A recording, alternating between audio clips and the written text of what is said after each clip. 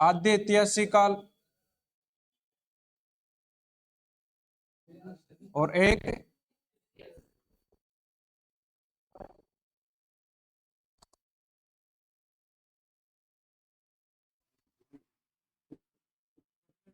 अपन ने इसकी बात कर ली और आज बात करेंगे अपन आद्य ऐतिहासिक काल की।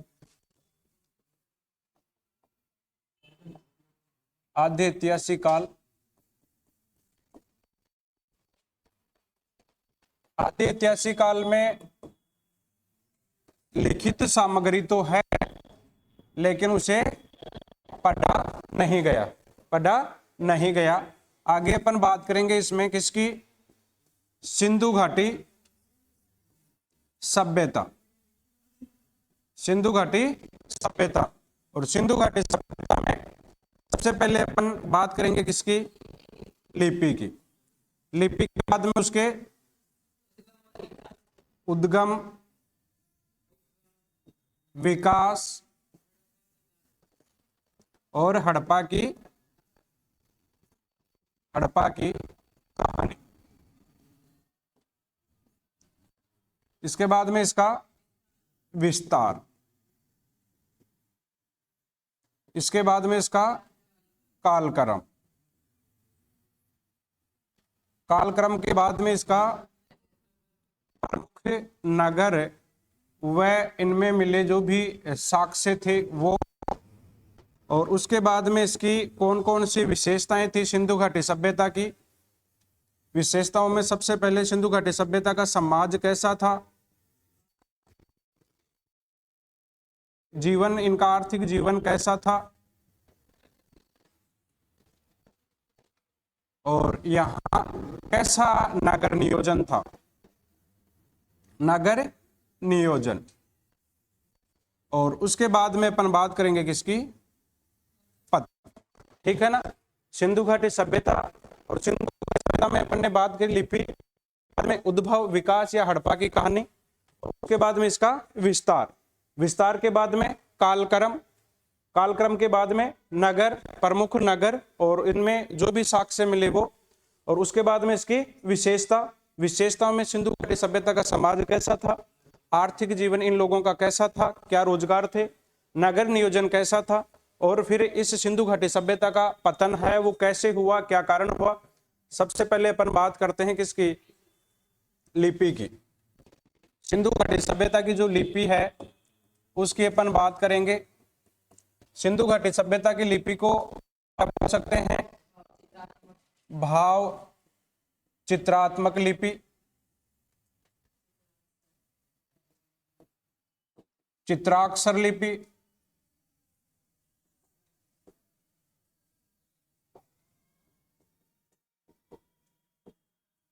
चित्राक्षर लिपि,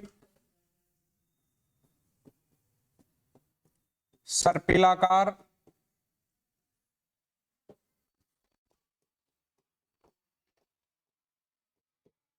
गोमूत्री,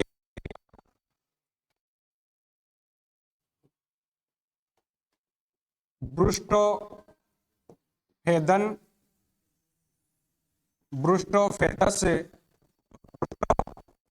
ठीक है ना, ब्रुष्टोफेदस, ब्रुष्टोफेदम और ब्रुष्टोफेदस। ठीक है ना, ये सिंधु घाटी सभ्यता की लिपि है, इसको अपन बोल सकते हैं अन्य नामों से। करते हैं सिंधु घाटी सभ्यता की लिपि, ये सिंधु घाटी सभ्यता की लिपि है, इसे दाएं से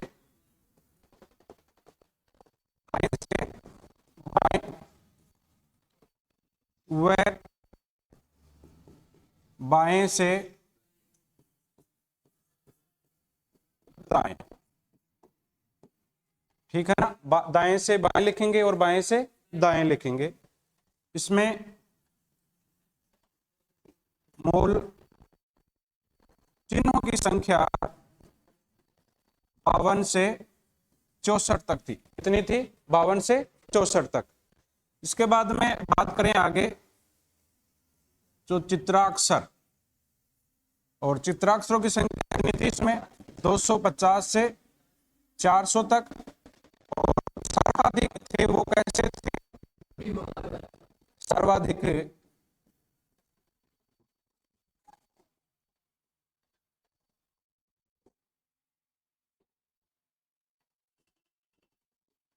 उल्टे यू आकार के। सबसे पहले इस लिपि को पढ़ने का प्रयास किसने किया?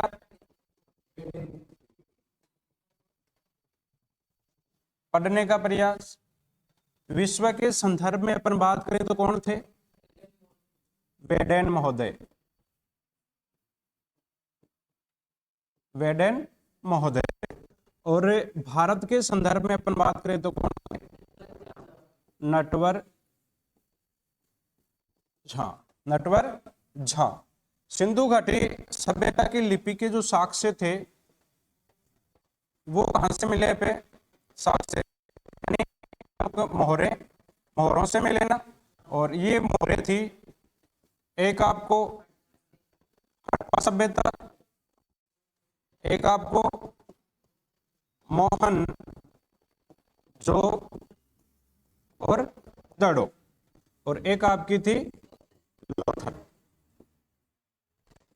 यहां से तो प्रमुख मोहरे मिले थे, ठीक है, मोहरे। और यहां से हड़प्पा से एक क्या मिला था? कब्रिस्तान। और कब्रिस्तान का क्या नाम था? है ना, एच नहीं एच। और एक अन्य जो साक्ष्य थे वो कहां से मिले थे? धोलावीरा। धोलावीरा कहां है? गुजरात में। धोला का अर्थ होता है सफेद और वीरा का मतलब होता है कुआं, है ना। यहां से एक सूचना पट मिला। क्या मिला? सूचना पट। इस सूचना पट से भी हमें सिंधु घाटी सभ्यता की लिपि के साक्ष्य मिलते हैं। अन्य भारतीय जो पढ़े, एस.आर. राव भी था, आई.डी. महोदयन भी थे, ठीक है ना। और एक आपके के वर्मा, ठीक है ना, K N. Verma, I D. Mahodayan, S R. Rao. और सबसे पहले पढ़ने का प्रयास किया था प्रथम भारतीय थे नटवर झा। और विश्व के संदर्भ में सबसे पहले पढ़ने का प्रयास किया था वेडेन महोदय, लेकिन अभी तक इनको पढ़ने में सफलता नहीं मिली। ये आपकी सिंधु घाटी सभ्यता थी, सिंधु घाटी सभ्यता की लिपि थी, इसके बारे में अपन ने बात कर ली थी। आज अपन बात करेंगे उद्गम की। उद्गम, विकास, कहानी।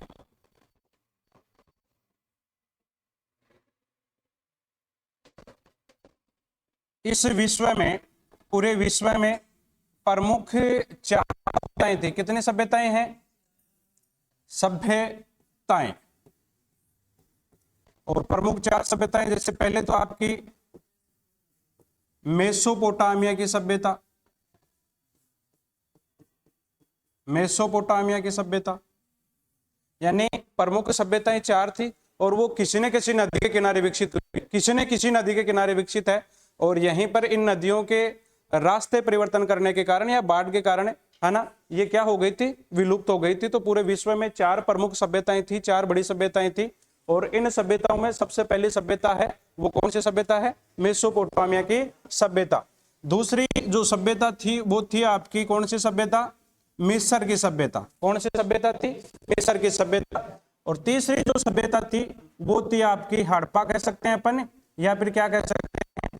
सिंधु घाटी सभ्यता, ठीक है ना, सिंधु घाटी सभ्यता। और चौथी जो सभ्यता थी वो कौन सी थी? चीन की सभ्यता, है ना। मेसोपोटामिया की सभ्यता है ये दजला,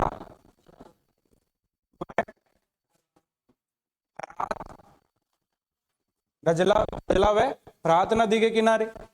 मिस्र की सभ्यता है ये नील नदी के किनारे। हड़प्पा सभ्यता है, सिंधु घाटी सभ्यता, ये सिंधु नदी के किनारे। और चीन की जो सभ्यता है ये हांग हो नदी के किनारे, ठीक है ना। चारों की चारों सभ्यताएं किसी न किसी नदी के किनारे हैं, या इसे यूफ्रेटस या टिग्रिस नदी भी कहा जाता है। दजला प्रांत को क्या कहा जाता है? यूफ्रेटस या टिग्रिस। क्या कहेंगे? यूफ्रेटस।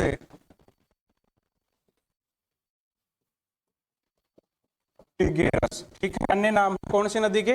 दजला व फरात। विश्व में प्रमुख 4 सभ्यताएं थी, वो किसी न किसी नदी के किनारे थी। पहली सभ्यता है मेसोपोटामिया की सभ्यता, जो दजला व फरात नदी के किनारे है। दूसरी सभ्यता है मिस्र की सभ्यता जो नील नदी के किनारे है, और तीसरी सभ्यता है हड़प्पा। हड़प्पा किस नदी के किनारे है? सिंधु घाटी, ठीक है, सिंधु नदी के किनारे। और चीन की सभ्यता हांगहो नदी के किनारे, है ना। आगे अपन बात करेंगे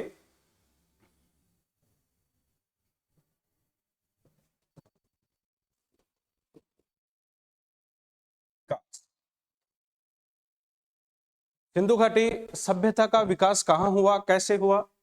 एक नाम अपन को मिलेगा, एक नाम था, कल मैंने आपको बताया था, जॉन लेविस, ठीक है। जॉन लेविस से ये एक सैनिक के रूप में भारत आया था। किसके रूप में? सैनिक के रूप में। जॉन लेविस, जिसका नाम, ये तो जॉन लेविस तो इसका वास्तविक नाम था, और अपन किस नाम से जानते हैं इसे? चार्ल्स मेसन के नाम से। किसके नाम से जानते हैं? चार्ल्स मेसन के नाम से। ये चार्ल्स मेसन था एक सैनिक के रूप में। 1805 ईस्वी में आंग्ल मराठा युद्ध हुआ था। आंग्ल मराठा युद्ध 1805 ईस्वी में, और एक यहां आंग्ल मराठा युद्ध में, और एक हुआ था आपका भरतपुर का युद्ध। कौन सा युद्ध? भरतपुर का युद्ध। इस भरतपुर के युद्ध और आंग्ल मराठा युद्ध में भाग लेने वाला कौन था? John Levi's. जॉन लेविस था यहाँ एक सैनिक रिक्रूट के रूप में आ गया, और यहाँ जो अंग्रेज अधिकारी था वो था जनरल लेक, और इस जनरल लेक की सेना में सैनिक कौन था? आपका जॉन लेविस, ठीक है ना। जॉन लेविस, चंद्रशेखर आजाद है ना, हाँ चंद्रशेखर आजाद है, चंद्रशेखर आजाद। यहाँ चंद्रशेखर आजाद, आप एक मैं बात बताता हूं आपको, आप जितने मजा लेने हैं उतने मजे ले लो, है ना, कोई दिक्कत नहीं। जितने मजे लेने हैं उसमें उतने मजे ले लो। आप एक दिन रोवोगे बैठ करके यदि पढ़ोगे नहीं तो। आज से लगभग 10 साल पहले बीजेपी को कोई नहीं जानता था। जानता था क्या कोई? बीजेपी को कोई नहीं जानता था, लेकिन एक आदमी आकर के पूरा का पूरा यहाँ का पूरा नजारा उसने चेंज कर दिया है, और वो था मोदी, था ना मोदी। और अभी राजस्थान में आप लेटेस्ट देख लो, चिरंजीवी योजना है, भामाशाह कार्ड है, ठीक है ना, हाँ भामाशाह कार्ड भी निकाल ले सारी की सारी। देखो 25 लाख की चिरंजीवी योजना थी, कितनी शानदार योजना थी कांग्रेस सरकार की, है ना। लोगों ने खूब इलाज भी करवाया है, लेकिन उस चिरंजीवी योजना को साइड में रखते हुए लोगों ने बीजेपी को चुना है। अब आप सोचो, लोगों ने कह दिया था कि मोदी की जो लहर थी वो समाप्त हो चुकी है, लेकिन यहां समाप्त नहीं, उसका उल्टा हुआ है। उल्टा हुआ ना, 115 सीट के साथ में पूर्ण बहुमत के साथ में बीजेपी सरकार बना रही है। कैंडिडेट कोई माड़ो को नहीं है, अपनों कर्मों से माड़ा है ना, ऐसी कोई बात नहीं है। कैंडिडेट कोई माड़ा नहीं होता है, सब ठीक होते हैं, है ना। लेकिन कहीं ना कहीं उनकी रणनीतियां थी वो अलग थी, और बीजेपी की रणनीतियां हैं वो अलग है। एक आदमी है पूरा का पूरा माहौल को चेंज कर सकता है, तो अपन को तो सिर्फ और ये 5 साल के लिए कर रहा है, और 140 करोड़ भारतीय हैं उनको टैकल करता है एक आदमी। करता है कि नहीं करता? करता है ना। और अपन को सिर्फ और सिर्फ 6 महीने चाहिए एक टारगेट पूरा करने के लिए, और आप करते हो चंद्रशेखर आजाद हैं। पढ़ रहे हो यहाँ पर जॉन लेविस और चार्ल्स मेसन, बात हो रही है चंद्रशेखर आजाद की। चंद्रशेखर आजाद अच्छा आदमी था, बात होनी भी चाहिए, लेकिन जो टॉपिक हो उस टॉपिक के रिलेटेड तो होनी चाहिए। आपको जाना है घर और जा रहे हो आप इधर जाइल, ऐसे थोड़ी होगा, है ना। आपको घर वाले भेजते हैं कोचिंग और आप जाते हो फिर और कहीं, तो फिर सिस्टम है ना अलग अलग हो जाएगा, इसलिए ध्यान रखें, ठीक है। तो पूरे के पूरे माहौल को आपको यदि चेंज करना है तो आपको खुद को परिवर्तन करना पड़ेगा 1 साल के लिए। 1 साल के लिए आप अपने आप में खो जाओ, और सिर्फ एक ही टारगेट है अपनी किताबें, एक निश्चित सिलेबस, उस सिलेबस के अकॉर्डिंग ही तो तैयारी करनी है ना। अपन को कौन सा 140 लोगों को तक जाना है? नहीं जाना ना। दूसरे से मतलब ही नहीं, निश्चित टॉपिक आपके पास, निश्चित सिलेबस है, उस सिलेबस के अकॉर्डिंग तैयारी करो, और फिर आने वाले समय में आपको भी कहा जाएगा कि एक ही व्यक्ति था जो पढ़ रहा था, दूसरे थे वो तो मजे ले रहे थे, है ना। हाँ ठीक है, इसलिए ध्यान रखें। तो विकास जॉन लेविस था, ये चार्ल्स मेसन, है ना, सैनिक के रूप में आया था। किसके रूप में आया था? सैनिक के रूप में। और ये यहाँ 1805 ईस्वी में आंग्ल मराठा युद्ध हुआ, और उसी के साथ भरतपुर का युद्ध हुआ, जसवंतराव होलकर, यहाँ एक व्यक्ति था आपके भरतपुर का महाराजा रणजीत सिंह। कौन थे? राजा रणजीत सिंह। और रणजीत सिंह है इसमें जसवंत राव होलकर है, ये भाग करके, है ना, यहां आपको यशवंत भी मिल सकता है ना, क्या मिल सकता है? यशवंत, ध्यान रखें।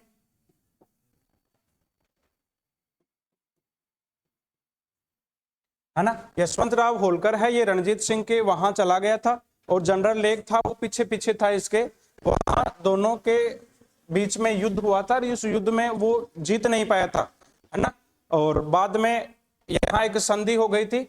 जैसे इस युद्ध में आया तो 1827 ईस्वी की 1826 से 1829 ईस्वी के मध्य, यहाँ 1827 ईस्वी में आपका चार्ल्स मेसन है, चार्ल्स मेसन।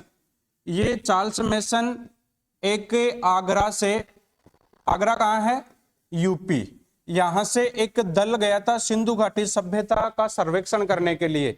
उस सर्वेक्षण में मुख्य रूप से ये भी शामिल था और यहां जाकर के सिंधु घाटी सभ्यता वाले क्षेत्र में, सिंधु घाटी वाले क्षेत्र में इन्होंने अनेक बौद्ध स्तूप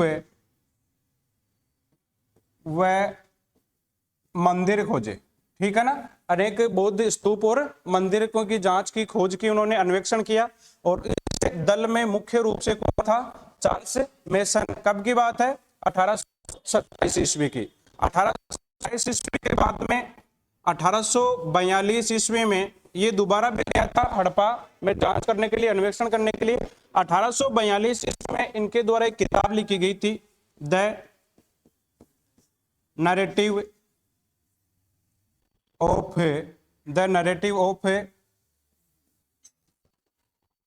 various journey, the narrative of various journey,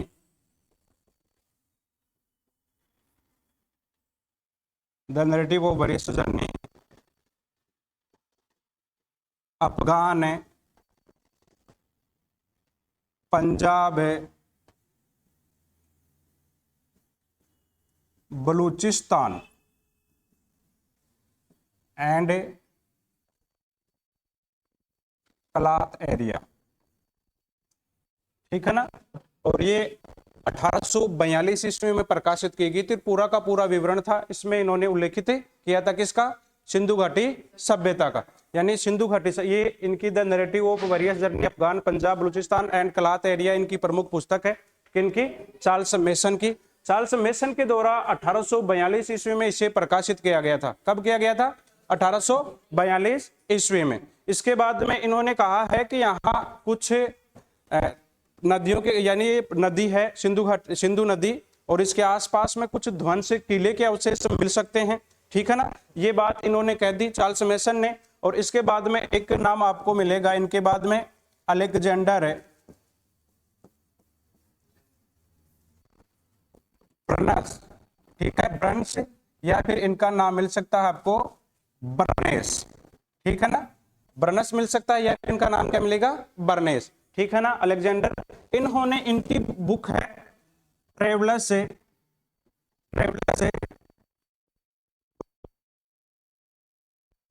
Bukhara, travellers to the Bukhara, travellers to the Bukhara. इसमें आपके चार्ल्स मेसन की बात को आगे बढ़ाते हुए इन्होंने कहा था कि सिंधु घाटी सभ्यता है, या फिर यहाँ भारत में प्राचीन नदी के किनारे एक ध्वस्त किले के अवशेष मिलते हैं या फिर मिल सकते हैं। आपके अलेक्जेंडर बर्नेस है, ये चार्ल्स मेसन की बात को आगे बढ़ाते हुए ये कहते हैं कि भारत में प्राचीन नदी के किनारे किसी ध्वंस किले के अवशेष मिल सकते हैं। ऐसा किसने कहा था? अलेक्जेंडर बर्नेस ने। ठीक है, अलेक्जेंडर बर्नेस ने।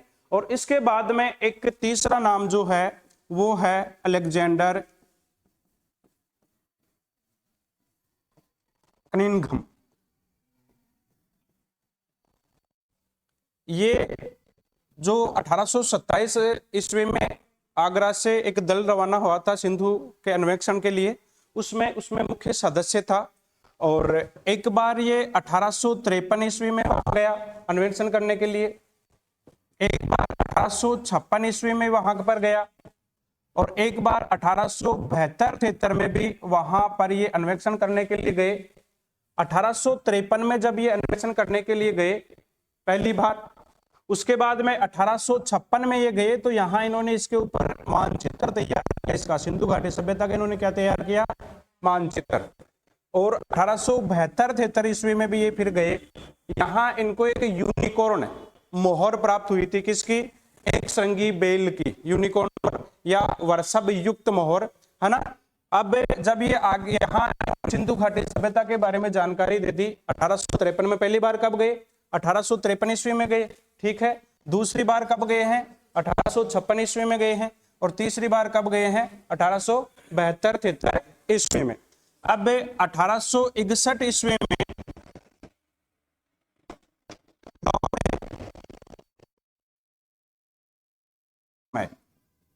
लॉर्ड कैनिंग यानी गवर्नर जनरल है लॉर्ड कैनिंग, और लॉर्ड कैनिंग के इसमें भारतीय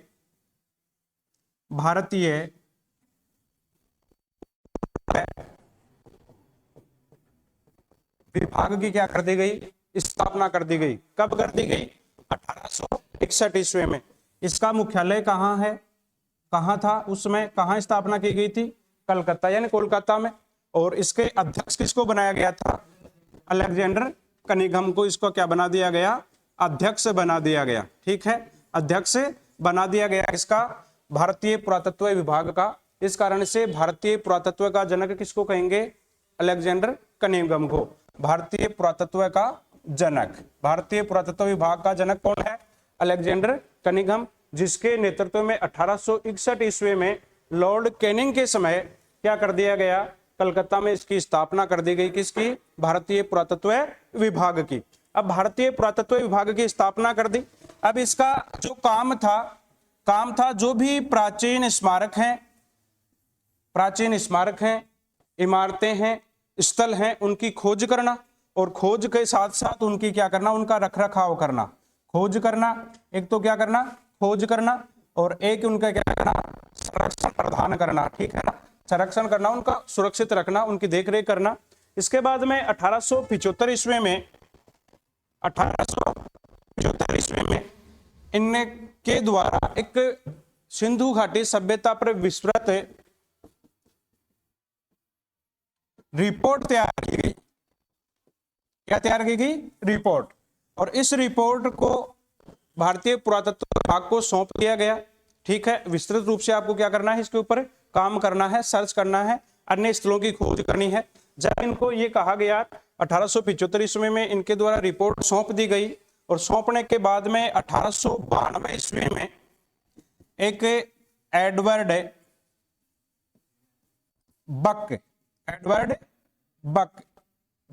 बक के समय बक संकट के चलते इसको वित्त देना बंद कर दिया। क्या कर दिया, पैसे देना बंद कर दिया, यानी बक संकट का मतलब है वित्त संकट आ गया 1892 ईस्वी में। और इन्होंने भारतीय पुरातत्व विभाग को एक समय के लिए क्या कर दिया गया, बंद कर दिया गया, यानी इसके ऊपर रोक लगा दी गई। अब यहाँ 1875 में इसके ऊपर विस्तृत रिपोर्ट दी गई, किसके द्वारा, अलेक्जेंडर कनिंघम के द्वारा। 1892 में एडवर्ड बक ने अपने समय में बक संकट का हवाला देते हुए इसे बंद कर दिया। कब कर दिया, 1892 ईस्वी में। 1892 ईस्वी में बंद करने के बाद में 1899 से 1905 ईस्वी तक Lord Curzon viceroy and governor general बन के भारत आया, है ना। और भारत आया तो इन्होंने 1902 ईस्वी में वापस से भारतीय पुरातत्व विभाग की क्या कर दी, भारतीय पुरातत्व विभाग की स्थापना की। और इसमें जॉन मार्शल को इसका क्या बना दिया, अध्यक्ष बना दिया, ठीक है। और ये जॉन मॉर्सल 2 से लेकर के 1928 तक इसकी अध्यक्षता इन्होंने की। और 2 व्यक्ति थे, एक का नाम था दयाराम,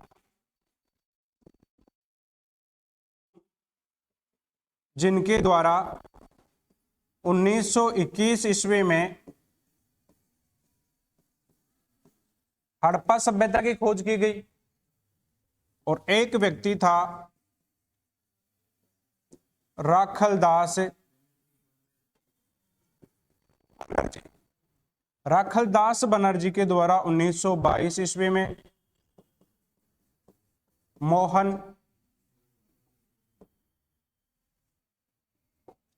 मोहन जो दड़ो की खोज की गई। मोहन मृतकों का, और जो का मतलब होता है का, और दड़ो का मतलब होता है टीला, मृतकों का टीला, ठीक है। मोहन जो दड़ो, इनकी खोज की गई। और खोज करके इन्होंने इन दोनों को कार्य दिया। और एक छुपी हुई जो सभ्यता थी भारत की, सिंधु घाटी सभ्यता, उनका क्या हुआ, विकास हुआ, ठीक है ना। ये इसकी उद्भव की कहानी थी सिंधु घाटी सभ्यता की। एक बार आप फिर से देखो इसको।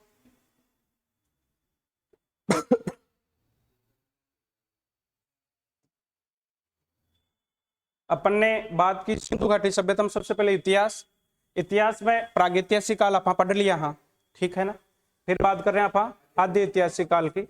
आदि ऐतिहासिक काल में आप करें कि लिखित सामग्री तो है, लेकिन बिन पढ़ नहीं पाया, ठीक है ना, पढ़ कौन पाया अभी तक।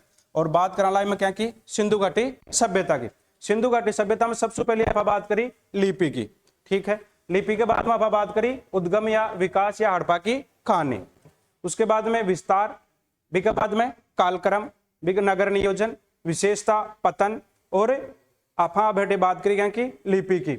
लिपि में है भाव चित्रात्मक लिपि या फिर चित्राक्षर लिपि, पिलाकार लिपि, गोमुत्रिकार लिपि, ब्रुष्टोफेदन कह दो, या ब्रुष्टोफेदस या ब्रुष्टोफेदम, ठीक है। लिपि दाएं या फिर बाईं दाएं लिखी जाए, ठीक है। मूल चिन्हों की संख्या कितनी है, 5264 है। फिर आप बात करें चित्राक्षर कितना है, 250 से 400 तक, 250 400 250 400 तक। और सर्वाधिक क्या का है, उल्टा यू आकार का चिन्ह में सर्वाधिक चित्र है, क्या का मिले हैं, उल्टा यू आकार का। फिर इन्हें पढ़ना का प्रयास सबसे पहले करो है। विश्व के संदर्भ में आप बात करा तो वेडेन महोदय, और भारत के संदर्भ में आप बात करा तो नटवर झा, SR राव, ID महोदय, KN वर्मा, अन्य व्यक्ति।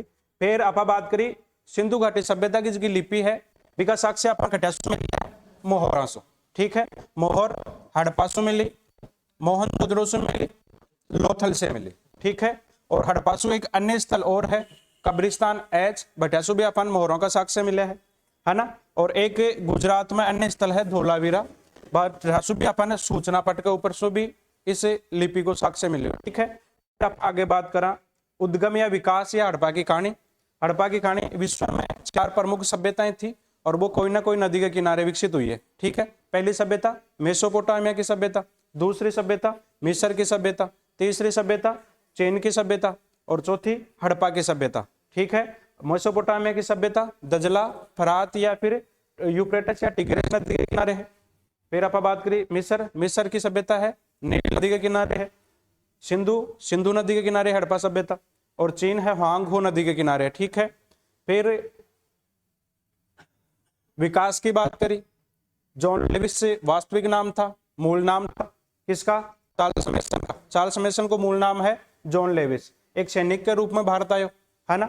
और कण आयो 1805 ईस्वी में आंग्ल मराठा युद्ध हुयो, और आंग्ल मराठा युद्ध के साथ में भरतपुर को युद्ध हुयो। इसमें भरतपुर को शासक कौन हो, महाराजा रणजीत सिंह, और रणजीत सिंह के बैठे बहादुर कौन चले गए हो, जसवंत राव होलकर, ठीक है ना। अब यहाँ पर आगे पर बात करें 1826 से 1829 की। 1827 में चार्ल्स मैसन आगरा से एक सिंधु घाटी की सभ्यता को जो स्थल है बिके सर्वेक्षण करवा, बिकी जांच करवा, खोज करवाने एक दल गियो, भी दल में मुख्य रूप से शामिल हो, ठीक है। और अनेक प्रकार का बौद्ध स्तूप खोजा, बटे बुद्ध मंदिर भी खोजा, ठीक है ना। ठीक है, बाद में आप आगे बात करी 1842 में चार्ल्स मेसन की बुक है वह प्रकाशित हुई, the narrative of various journey Afghan Punjab Balochistan and Kalat area. कौन की बुक है? चार्ल्स मेसन की, प्रकाशित करना हुई है 1842 में। फिर आप आगे बात करा चार्ल्स मेसन की बात ना आगे कौन बढ़ाइए? बर्नेस, अलेक्जेंडर बर्नेस की बुक का नाम है 1834 ईस्वी में, 1834 ईस्वी, ठीक है ना, ध्यान रखियो। किताब प्रकाशित हुई है 1842 में, लेकिन इसने कह दिया कब था? 1827, ठीक है ना। बुखारा में ये बात ना आगे बढ़ा रही हो और कह रहे हो कि भारत में प्राचीन नदी के किनारे कोई ध्वस्त किला का अवशेष मिल सके है। आगे बात करा अलेक्जेंडर भारतीय पुरातत्व विभाग को जनक है ना। और 1853 में, 1856 में, 1872 और 73 में 3 बार हड़प्पा सभ्यता की जांच के सिंधु घाटी सभ्यता के सर्वेक्षण करवाने गए हो। 1856 ईस्वी में मानचित्र और 1872-73 में यूनिकोड, उसके आधार पर मिस्र की सभ्यता के समकालीन बताया सिंधु घाटी सभ्यता को। यूनिकोड मोहर मिली थी ना, तो यूनिकोड मोहर कहां भी मिली थी? मेसोपोटामिया की सभ्यता से, यानी इनके बीच में व्यापारिक संबंध थे, है ना, ऐसा कहा है किसने? हमने। फिर अब हम बात करा आगे 1861 ईस्वी में लॉर्ड कैनिंग ये गवर्नर जनरल था भारत का, और भी टाइम पर आगे समय 1861 ईस्वी में भारतीय पुरातत्व विभाग की स्थापना कटे कर दी गई कलकत्ता में, कटे करी कलकत्ता में, है ना। और इसका काम क्या था? काम मुख्य रूप से काम कहीं हुई को प्राचीन स्थल की खोज करना, स्मारकों की खोज करना, उनका रखरखाव करना, उनका संरक्षण देना। फिर आप 1875 ईस्वी में एक विस्तृत रिपोर्ट तैयार करी, और विस्तृत रिपोर्ट तैयार कर के बाद में सौंपया, बाद में भारतीय पुरातत्व विभाग को सौंप दी इसने पूरी की पूरी डिटेल तैयार कर। एक बाद में 1892 में एडवर्ड बक आए, और एडवर्ड बक के समय उन्होंने कह दिया कि यहाँ वित्तीय संकट है, इस कारण से ये आगे नहीं चल सकता, और उसको नाम दिया गया एडवर्ड बक संकट। यानी इन्होंने पुरातत्व विभाग को वित्त देने से बंद कर दिया, पैसे देने से मना कर दिया, है ना। बात करा 1899 1905 गवर्नर जनरल और वायसराय बनकर कौन आयो? Lord Curzon. लॉर्ड कर्जन ने वापस से भारतीय पुरातत्व विभाग को शुरू किया, और 1902 ईस्वी में इसका अध्यक्ष किसको बनाया गया? जॉन मार्शल को। जॉन मार्शल 1902 से लेकर 1928 तक। और सबसे पहले 2 व्यक्तियों को इन्होंने काम सौंपा। पहला व्यक्ति दयाराम साहनी 1921 ईस्वी में हड़प्पा की इन्होंने खोज की, और दूसरा व्यक्ति है राखलदास बनर्जी, जिन्होंने 1922 में मोहनजोदड़ो की खोज की, और भारत में जो छुपी हुई सभ्यता थी उसका विकास हुआ। और इसका विकास होने के बाद में एक 2 बर्टन बंधु थे, बर्टन बंधु, एक था विलियम बर्टन और एक था जॉन बर्टन, है ना। एक था विलियम बर्टन, एक तो कौन सा बर्टन है? विलियम, और एक कौन सा है? जॉन। ये दोनों भाई थे, और दोनों भाई थे तो यहां 1856 ईस्वी में, कब की बात है? 1856 ईस्वी में लाहौर सुलेर कराची तक, लाहौर सुलेर क्या तक है? लाहौर से कहां तक? कराची तक रेलवे लाइन का काम चल रहा था। किसका काम चल रहा था? रेलवे लाइन का, ठीक है, रेलवे लाइन। और रेलवे लाइन ने जना क्या की जरूरत पड़े? भाठा की जरूरत पड़े ना, भाठा की जरूरत पड़े। और हाँ, ईंटा की मान लो, ईंट तो कटे हैं, भाठा की जरूरत पड़े, ईंट की कौन पड़े? इस जगह एक बहुत बड़ा ऊंचो टीलो हो, है ना, और ये टीला के ऊपर उस जगह से हड़प्पा, और इस जगह से ईंट मिली है। कहीं मिली है? ईंट। भाई है,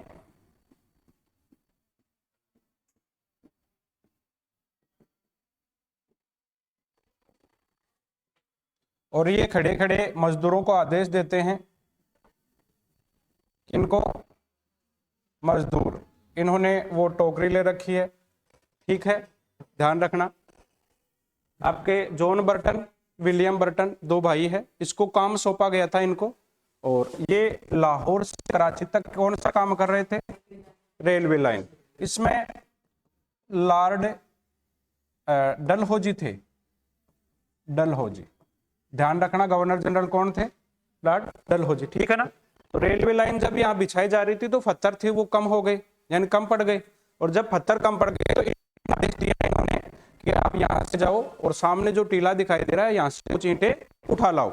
जब ये ईंट वहां से निकाल रहे हैं तो ईंट है वो कम नहीं हो रही है, एक दो नहीं थी, खूब सारी ईंटें थी। तो इन्होंने कहा कि यहाँ कोई ना कोई ध्वंस किला है, कोई ना कोई ध्वंस किला है। तो मेरा आपसे एक क्वेश्चन है, भारत में प्रथम रेल कब चली थी भाई? भारत में प्रथम रेल कब? फिक्स डेट बताओ। 16 अप्रैल 1853, 16 मई 1853, 16 फरवरी 1853 और 16 मई 1853। दूसरो गुण सो 16 मई 16 अप्रैल 1853, 16 अप्रैल 1853 और उसमें लॉर्ड डलहौजी है ना, ठीक है ना। तो ये इनके द्वारा सबसे पहले किसकी ये कौन सी नदी थी? सिंधु नदी किनारे, सिंधु नदी के किनारे एक बहुत ऊंचा टीला था और वहां पर जॉन बर्टन और विलियम बर्टन ने वहां मजदूरों को रेलवे लाइन में जब पत्थर कम हो गए तो उनको निकालने के लिए कहा गया और इसकी जानकारी हड़प्पा सभ्यता की जानकारी थी वो इनके द्वारा दी गई, ठीक है। ये थी हड़प्पा की कहानी, हाँ ये थी हड़प्पा की कहानी, है ना। हाँ